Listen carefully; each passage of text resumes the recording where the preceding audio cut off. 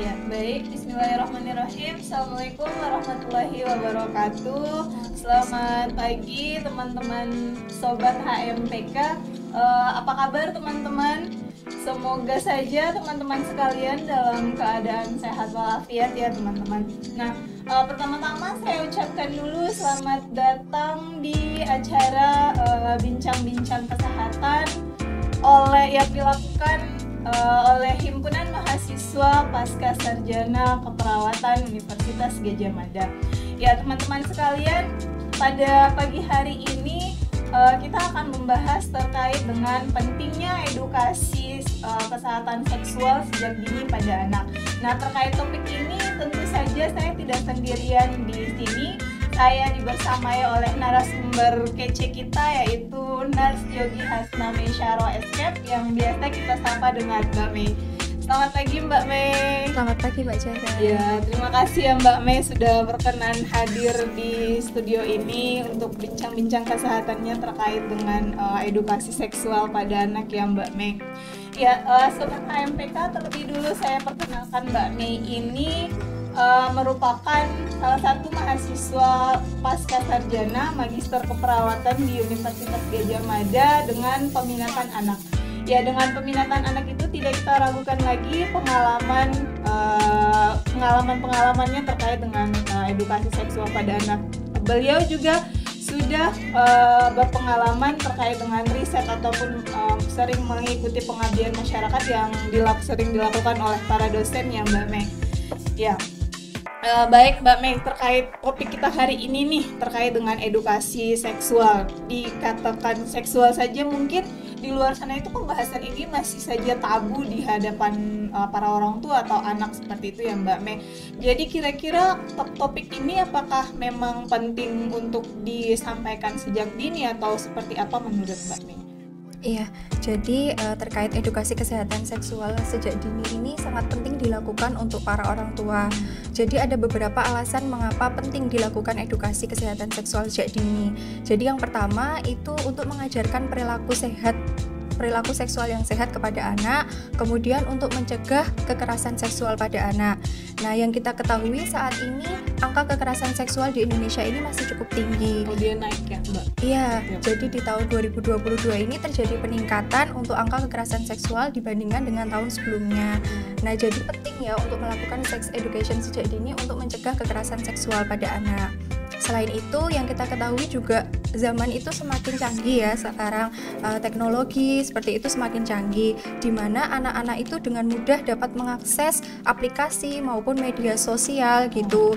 Nah, dengan mudah mengakses tersebut tanpa disadari, tanpa sengaja dan tanpa pendampingan orang tua, mereka itu bisa tanpa disadari melihat ada iklan-iklan gitu yang muncul. Iklan yang muncul saat mereka main gadget gitu. Betul. Ya. Iklan-iklannya itu terkait konten-konten seksual seperti itu. Nah, supaya anak tidak meniru, kemudian tidak tercegah dari konten-konten seksual itu, maka penting kita melakukan sex education sejak dini kepada anak. Seperti itu. Oh iya, memang kita lihat perkembangan zaman saat ini tuh memang akses seperti itu tuh dengan gampangnya ya, dengan mudah didapatkan oleh anak-anak saat mereka main gadget atau lain sebagainya gitu ya Mbak. Jadi ketika kita bahas tentang ini, memangnya apa sih manfaat yang bisa orang tua atau anak itu sendiri dapatkan ketika mereka tuh ketika anak itu diedukasi sejak dini terkait dengan masalah seksual ini sih Mbak? Iya, jadi pastinya untuk edukasi kesehatan seksual sejak dini pada anak ini banyak sekali manfaat yang akan didapatkan pada anak. Yang pertama, kita bisa memenuhi rasa ingin tahu anak itu dengan secara tepat. Jadi anak itu di fase-fase tertentu mereka itu ada rasa ingin tahu yang cukup tinggi. Kemudian mereka mulai bertanya kepada orang tuanya, apa sih bedanya laki-laki dan perempuan, seperti itu. Nah, dengan adanya sex education, kita mampu untuk memenuhi rasa ingin tahu anak itu dengan tepat, seperti itu. Memang banyak manfaatnya, seperti mereka tuh harus memang sepertinya mereka harus dikasih tahu sejak dini gitu ya, apa sih terkait dengan seksual ini, seperti itu ya Mbak. Nah, kira-kira menjadi pertanyaan orang tua mungkin ya, kan anak tuh masih kecil nih, apakah mereka itu usianya ketika mereka sudah bisa bicara kemudian sudah bisa diajak diskusi memang harus disampaikan terkait edukasi ini, atau ada waktu-waktu khusus atau usia-usia tersendiri itu yang memang dibolehkan untuk mengajarkan terkait edukasi seksual ini menurut Mbak Mei seperti apa? Ya, jadi untuk edukasi kesehatan seksual ini perlu diberikan kepada anak sejak dini. Nah, pada fase-fase tertentu sesuai dengan teori Erikson gitu, anak itu akan muncul rasa ingin tahu saat usia 3 tahun. Mereka itu muncul rasa inisiatif gitu. Nah, disinilah fase anak itu akan muncul rasa ingin tahu, bertanya-tanya apa perbedaan jenis kelamin laki-laki dan perempuan. Nah, di situ pentinglah kita mulai memberikan edukasi kepada anak. Jadi diberikan kapan? Diberikan saat anak itu mulai bertanya-tanya seperti itu. Nah, tetapi orang tua dalam memberikan edukasi kepada anak itu perlu memperhatikan juga tiap tahap perkembangan seksual sesuai usianya seperti itu. Oh, memang harus diketahui oleh orang tua itu bagaimana sih perkembangan anaknya, seperti apa ketika dia mungkin punya rasa tahu di umur berapa, lalu diberikan edukasi. Nah, tadi Mbak Mei sempat singgung terkait dengan tahapan-tahapan perkembangan anak ya Mbak.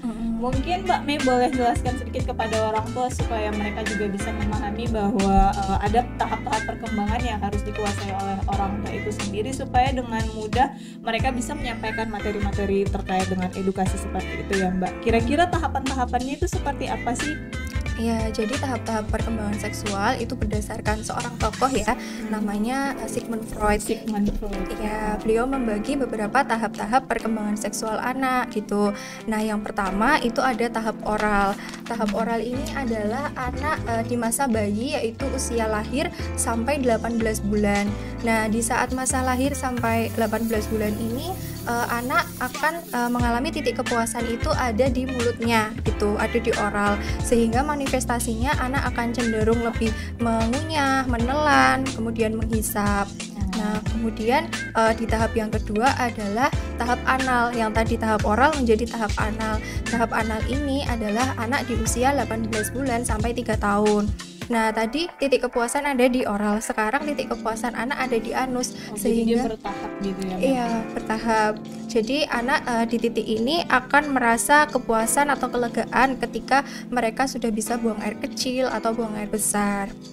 Nah, di titik ini penting untuk orang tua memberikan edukasi terkait toilet training gitu. Jadi bagaimana buang air kecil dan bagaimana buang air besar, kemudian bagaimana membersihkannya setelah BAK dan BAB seperti itu. Nah, kemudian di fase ini juga anak sudah mulai bisa diajarkan tentang anatomi tubuhnya sendiri gitu.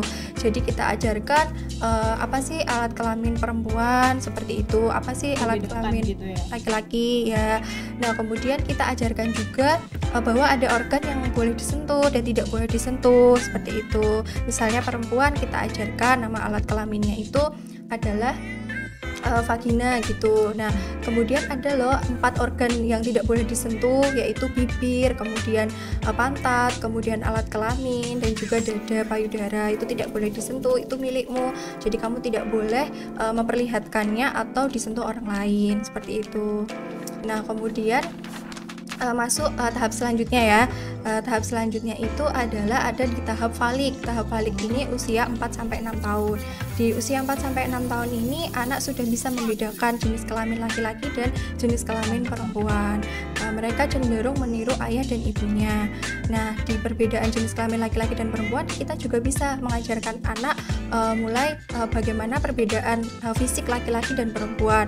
Oh, ibu itu tumbuh payudara, kemudian ada vagina, kalau laki-laki itu ada penis gitu, seperti itu. Nah, penting juga untuk kita orang tua mengajarkan anak itu nama-nama alat kelamin itu sesuai dengan nama yang sebenarnya gitu. Tidak ada pakai nama samaran gitu, nggak boleh ya? Iya, betul. Jadi kita mengajarkannya itu harus menggunakan nama yang sebenarnya, jangan menggunakan nama atau terminologi yang menyamarkan.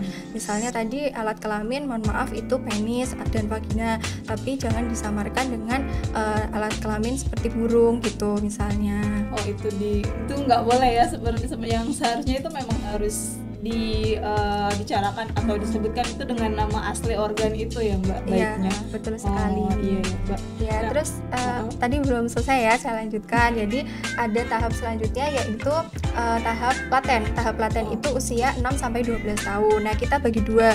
Nah, ketika anak 6 sampai 9 tahun itu kita ajarkan mulai cara melindungi diri. Jadi kan tadi sudah diajarkan organ tubuh yang tidak boleh disentuh orang lain. Nah, kita ajarkan cara melindungi dirinya gitu.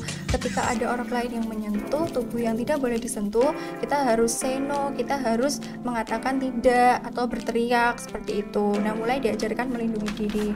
Kemudian di usia selanjutnya itu 9 sampai 12 tahun itu masa prapubertas. Di situ kita mulai ajarkan bahwa nanti adik itu akan mengalami perubahan-perubahan fisik, kemudian sosial, emosional ketika masuk pubertas, akan mengalami menstruasi bagi perempuan dan mengalami mimpi basah bagi laki-laki gitu. Nah, itu mulai diajarkan di usia 9 sampai 12 tahun. Nah, yang terakhir usia 12 tahun ke atas atau masa genital itu kita ajarkan karena di fase ini anak itu sudah mulai ada ketertarikan yang sangat kuat dengan lawan jenis ya. Jadi kita harus mengajarkan apa sih alat reproduksi itu, bagaimana cara kerjanya. Oh, ternyata perempuan itu punya rahim untuk tempat berkembangnya janin, punya sel telur yang nantinya akan dibuahi jika ada sperma yang membuahi, maka akan terjadi kehamilan. Nah, kemudian bagaimana terjadi hubungan seksual yang akan menyebabkan kehamilan. Maka kita jelaskan ke anak untuk pencegahan hubungan seksual sebelum menikah gitu. Jangan melakukan hubungan seksual sebelum menikah karena nanti akan terjadi kehamilan. Kita jelaskan konsekuensi yang akan didapatkan jika melakukan hubungan seksual sebelum menikah. Berarti memang harus ditahu dulu nih tahapan-tahapan seperti apa, kemudian para orang tua tuh bisa tahu oh dia anaknya ini berumur sekian nih, baiknya dikasih tahu seperti apa seperti itu ya Mbak. Jadi kalaupun mau dikasih tahu nih Mbak, biasanya tuh kan anak sendiri itu biasanya merasa malu untuk bertanya nih. Kira-kira kalau bisa diposisikan orang tua itu sebagai apa sih perannya sehingga dengan mudah atau dengan lantangnya anak tuh bisa bercerita apa saja gitu kepada orang tua terkait dengan seksual ini. Bisa jadi peran orang tua yang baik itu ditaruh di posisi mana sih agar dengan lancar gitu diskusi atau percakapan terkait seksual ini Mbak? Ya, jadi peran orang tua di sini sangat penting ya, karena orang tua itu merupakan lingkungan terdekat dari anak dan juga orang tua itu punya tanggung jawab atas pendidikan anak. Jadi di situ peran orang tua itu sangat penting dalam sex education pada anak ini sejak dini.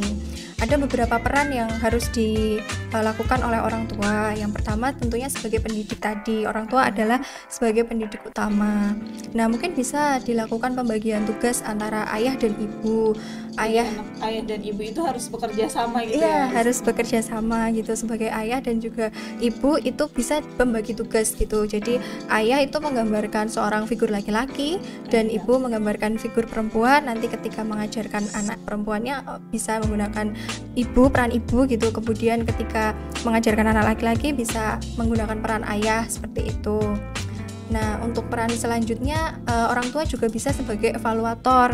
Evaluator di sini orang tua itu perlu untuk mengecek sejauh mana pemahaman anak gitu terkait seksual ini.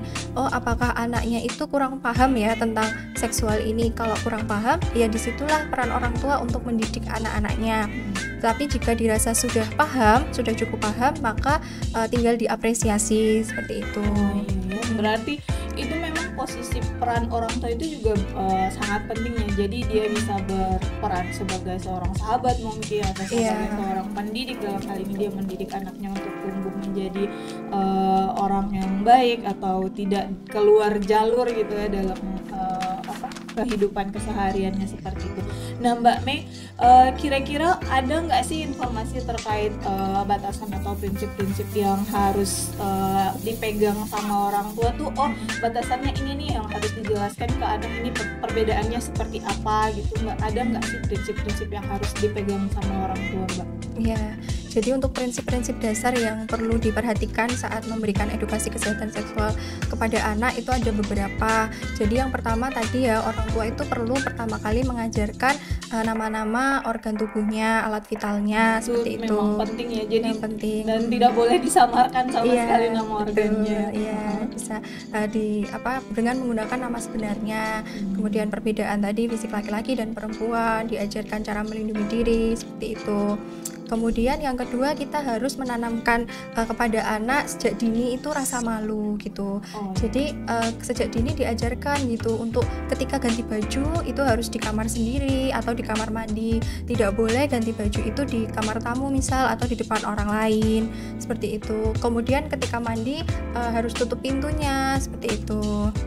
Nah, kemudian yang ketiga, kita juga mengajarkan tata krama pergaulan kepada anak. Nah, misalnya anak perempuan itu diajarkan untuk bergaul dengan sesama perempuan. Kalau anak laki-laki diajarkan bergaul sesama laki-laki. Itu untuk membentuk identitas gender. Dan juga sebenarnya nggak apa-apa kita ajarkan adik, nggak apa-apa kalau misalnya main sama laki-laki, sama lawan jenis, tetapi harus dijaga jaraknya gitu. Jadi lebih baik sesama perempuan atau sesama laki-laki, seperti itu. Kemudian prinsip yang nggak kalah penting sih Mbak, itu kita juga perlu orang tua membiasakan gitu untuk memisahkan tempat tidur gitu. Anak laki-laki mereka saudara kandung gitu memang kalau lawan jenis harus dipisah ya Mbak. Sebisa mungkin dipisah. Nah itu apalagi kalau sudah masa pubertas ya, lebih baik tempat tidurnya dipisah antara laki-laki dan juga perempuan, seperti itu. Ya, para orang tua di rumah, jadi ini informasi penting juga. Jadi sekalipun anak itu dalam satu rumah mereka saudara kandung, jadi memang penting bagi orang tua itu memisahkan antara perempuan sama laki-laki itu posisi tempat tidurnya untuk menghindari kita bilang prasangka atau mungkin mereka dalam pikirannya itu mengarah ke hal-hal yang negatif seperti itu ya Mbak. Nah, kalaupun mereka para orang tua di rumah ini ingin sekali memberikan edukasi terkait kesehatan seksual ini secara tepat, kira-kira ada nggak Mbak Mei bisa sampaikan informasi-informasi penting terkait dengan materi-materi yang gampang atau yang bisa dicerna oleh anak itu sendiri, seperti apa Mbak untuk dipersiapkan oleh orang tua sebelum dia menyampaikannya ke anak-anak mereka? Ya, Mbak. Jadi materi-materi yang bisa disampaikan orang tua itu dengan mudah bisa diakses ya oleh orang tua, seperti di internet dengan sumber yang terpercaya. Nah, itu materi-materi yang bisa disampaikan itu antara lain yang pertama tentang kesetaraan gender, jadi konsep diri laki-laki dan perempuan, bagaimana tadi perbedaan fisiknya, seperti itu. Kemudian alat reproduksi, bagaimana fungsinya, gitu. Terus habis itu ada kehamilan, kemudian kita ajarkan juga tentang pubertas, seperti itu. Kemudian yang poin ketiga adalah kita ajarkan juga tentang infeksi menular seksual. Infeksi menular seksual seperti HIV, AIDS ataupun infeksi menular seksual lainnya. Bahaya ya Mbak. Iya, betul sekali. Nah, yang terakhir juga kita perlu mengajarkan tentang kekerasan seksual gitu, karena tingginya kasus kekerasan seksual ya. Jadi kita perlu untuk mengajarkan anak tentang kekerasan seksual, diantaranya bagaimana bentuk-bentuknya, pencegahannya, dan bagaimana pertolongan jika terjadi kekerasan seksual, seperti itu. Jadi memang kalaupun kita harus mengedukasi para orang tua di sana, khususnya itu untuk mengedukasi mereka tuh harus punya pegangan seperti itu ya, terkait dengan materi apa saja yang pantas, terkait penyebutan nama organ vital antara laki-laki sama perempuan itu seperti apa ya Mbak. Nah, kira-kira mereka tuh mungkin di luar sana orang tua tuh mungkin berpikir lagi bahwa memangnya gampang apa untuk mengedukasi terkait dengan seksual ini kan vulgar, ini kan bisa jadi mereka beranggapan masih tanda kutip porno gitu ya Mbak. Jadi ketika mereka ingin menyampaikan edukasi terkait ini tuh apakah mungkin ada hambatan-hambatan tersendiri yang bisa jadi dihadapi oleh para orang tua di sana? Bagaimana tuh Mbak, menurut Mbak hambatan-hambatan apa saja yang sekiranya bisa terjadi ketika para orang tua itu mengedukasi terkait dengan seksual ini Mbak? Ya, jadi untuk hambatan-hambatan yang dialami orang tua itu pasti tentunya ada ya Mbak. Jadi kalau berdasarkan penelitian itu ada laporan dari orang tua yang menyampaikan bahwa ada beberapa hambatan yang ia alami ketika memberikan edukasi kesehatan seksual kepada anak, yaitu antara lain yang pertama, orang tua itu merasa bahwa mereka itu kurang informasi tentang kesehatan seksual. Kemudian yang kedua, orang tua itu masih merasa malu atau canggung ketika berdiskusi tentang seksual gitu dengan anak. Kemudian yang ketiga, orang tua tuh merasa bahwa informasi yang diberikan itu kurang akurat gitu. Nah, itu beberapa laporan dari orang tua terkait hambatan-hambatan yang dialami. Nah, kalau kita ini ya Mbak, kita lihat, kita amati terkait hambatannya, ternyata kebanyakan tentang kurangnya informasi atau merasa malu. Jadi berarti penting gitu untuk orang tua meningkatkan wawasannya, meningkatkan pengetahuannya sebelum mengajarkan anaknya terkait edukasi kesehatan seksual ini gitu. Oh iya ya Mbak, jadi bisa jadi tuh hambatan yang mereka alami itu seperti tadi ya, mungkin apakah ini pantas, ini sudah pantas diterima oleh anak-anak mereka sementara anak mereka itu masih kecil dan lain sebagainya ya Mbak. Jadi gini, apakah Mbak Mei itu bisa boleh sharing sih sebenarnya Mbak Mei di sini, apakah Mbak Mei punya pengalaman mungkin pengabdian masyarakat terus ada ungkapan semacam kegelisahan para orang tua seperti apa? Apakah Mbak Mei boleh menyampaikan tips supaya dengan mudah orang tua itu bisa menyampaikan terkait dengan edukasi seksual sejak dini pada anak itu, tips apa saja yang harus mereka pegang supaya dengan mudah mereka menyampaikan ke si anaknya itu. Ya baik, jadi untuk tips-tips bagi orang tua di luar sana itu mungkin ada beberapa ya yang perlu dipersiapkan saat memberikan edukasi kesehatan seksual. Yang pertama tentunya orang tua itu perlu meluangkan waktu tersendiri untuk memberikan edukasi kepada anak. Meluangkan waktu, misalnya orang tua sibuk, itu mungkin bisa meluangkan waktu di malam hari ketika anak sebelum tidur kita ajarkan. Kemudian kita juga bisa menggunakan waktu-waktu tertentu, misal tadi ketika anak di usia 1-3 tahun toddler belum bisa mandi sendiri, kita bisa mengajarkan edukasi kesehatan seksual itu ketika memandikannya gitu. Jadi anak ketika dia masih kecil gitu ya. Bagaimana sih dengan ketika anak, ini juga menjadi pertanyaan terakhir sih mungkin, bagaimana sih ketika anak itu sudah dewasa atau sudah mengenal tanda kutip mengenal satu lawan jenis dan mungkin punya perasaan yang ke lawan jenisnya seperti apa, itu tips untuk memperkenalkan seksual itu seperti apa sih Mbak? Iya, tips kemudian sebenarnya ada beberapa tips lagi. Jadi tadi ketika misalnya masih anak-anak tadi itu tadi ya, meluangkan waktu, kemudian kita bisa memberikan sikap yang jujur, terbuka gitu. Kalau misalnya anak tanya ya kita sebisa mungkin jawab dengan jujur gitu, dan bahasa yang sederhana gitu karena yang masih anak-anak dipahami gitu ya. Bahasa yang jujur dan juga yang sederhana yang bisa diterima oleh anak sesuai usianya. Kemudian orang tua bisa mulai mempersiapkan apa saja yang mau disampaikan kepada anak gitu, memperbanyak wawasannya kayak gitu. Kemudian orang tua bisa menggunakan bantuan-bantuan media yang ada di mungkin internet seperti bisa menggunakan video, kemudian bisa menggunakan lagu-lagu, atau juga bisa menggunakan boneka jika misalnya anaknya masih kecil, itu bisa. Kemudian selain itu kita juga perlu ya sebagai orang tua itu ketika anak masih kecil kita tuh untuk memberikan edukasi kesehatan seksual perlu anak itu diterapkan bahwa memberikan edukasinya dengan mengeksplor tubuhnya sendiri, jangan mengeksplor tubuh orang lain gitu. Jadi ibu atau ayah itu jangan terus misalnya telanjang di depan anak untuk melakukan sex education, itu jangan. Ya nggak boleh, jadi lebih baik menggunakan tubuhnya sendiri seperti itu. Mungkin itu sih tipsnya, sama ini kayak yang tadi jujur ya, jadi penting gitu. Kalau misalkan mungkin banyak orang tua di luar sana yang masih kayak menutup-nutupi ya, ataupun masih merasa ini tuh tabu, misalnya ibu adik itu datangnya dari mana, dede bayi itu datangnya dari mana biasanya gitu. Pertanyaan itu tuh muncul kalau ada tiba-tiba di tetangga rumah tuh ada anak kecil, kira-kira itu munculnya dari mana ya Bu? Mungkin pertanyaannya seperti itu ya Bu. Jadi ya kita jadi harus jawab jujur gitu. Kalau misalnya ditanya seperti itu, misalnya ada yang menjawab orang tua itu datangnya dari surga gitu, dari Allah gitu, dari misal pesawat, jatuh dari pesawat. Iya. Nah itu kan emang benar ciptaan Allah, tapi kita jawab harus dengan jujur dan juga dengan bahasa yang sederhana, mudah dipahami gitu. Misalnya tadi jika adik itu datangnya dari mana, itu datang dari jadi ibu mengandung adik selama 9 bulan.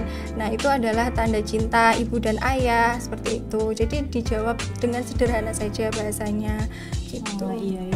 Ya, para ibu orang tua di rumah mungkin bincang-bincang kesehatan ini bisa jadi para ibu itu sudah mendapatkan banyak informasi terkait dengan cara orang tua itu mengedukasi tentang seksual yang masih dianggap tabu ini seperti apa, mulai dari dia orang tua itu harus mengetahui tahapan-tahapan perkembangan anaknya, sampai apa saja yang harus disampaikan, persiapan materinya itu harusnya sesuai dengan umur, seperti itu ya Bapak Ibu di rumah. Nah, untuk penutup sesi bincang-bincang kesehatan ini mungkin bisa saya simpulkan bahwa memang edukasi terkait seksual ini harus disampaikan sejak dini kepada anak, supaya menghindari anak itu tumbuh dengan pertanyaan-pertanyaan yang tidak mampu dia jawab sendiri, kemudian dia mengeksplor sendiri, pada akhirnya ujungnya itu dia salah jalur gitu ya. Dan harus diperhatikan orang tua juga yang sampai sekarang ini mereka sering menggunakan terminologi yang tidak sesuai, jadi dibatasi mulai dari sekarang, ungkapkan sesuai dengan nama asli organ vital walaupun itu masih dianggap tabu, seperti itu. Jadi hal-hal seperti itu yang harus para orang tua sampaikan atau orang tua pegang, supaya dengan mudah orang tua itu menyampaikan edukasi kepada anak, begitu ya Mbak Mei. Ya, nah, untuk penutupnya, apakah Mbak Mei ingin menyampaikan sesuatu kepada para orang tua di rumah terkait dengan edukasi seksual ini, Mbak? Ya, mungkin pesan saya yang terakhir untuk orang tua di luar sana, untuk ayah, bunda ataupun calon ayah, bunda, itu jangan lupa kita penting sekali untuk melakukan edukasi kesehatan seksual sejak dini kepada anak, karena manfaatnya itu sangat banyak sekali, terutama untuk mencegah dari terjadinya kekerasan seksual ya pada anak, kemudian untuk menghindarkan anak untuk meniru konten-konten di luar sana yang mudah diakses, seperti itu. Jadi semangat untuk para ayah bunda dan juga calon ayah bunda untuk terus memberikan pendidikan terbaik untuk anak-anaknya. Ya, Masya Allah, luar biasa sekali pesan singkat dari Mbak Mei terkait edukasi ini, dan memang sudah ditekankan bahwa ini loh penting sekali terkait dengan edukasi sejak dini pada anak. Ya Mbak Mei, terima kasih sekali untuk sudah meluangkan waktunya untuk hadir di acara bincang-bincang kesehatan HMPK UGM. Ya, orang tua di rumah, mungkin ini saja yang bisa kami sampaikan, ini saja yang bisa kami diskusikan. Lebih dan kurangnya kami mohon maaf. Saya akhiri bincang-bincang kesehatan ini. Billahi taufiq wal hidayah. Wassalamualaikum warahmatullahi wabarakatuh. Terima kasih Mbak Mei. Terima kasih juga Mbak Jana.